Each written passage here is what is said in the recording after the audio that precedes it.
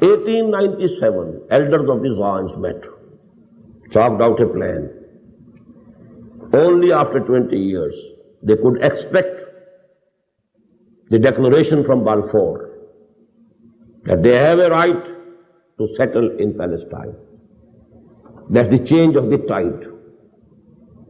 1948, Israel established. First war between Arabs and Israel.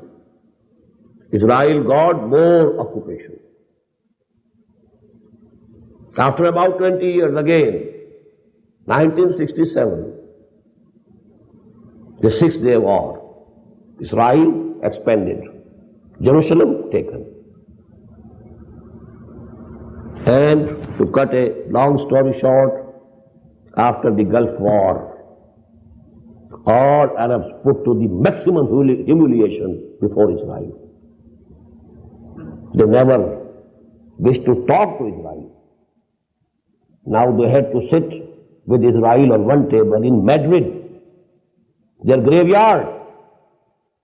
1992 is the year of Spain. Why? Because 1592 was the year of the fall of Granada.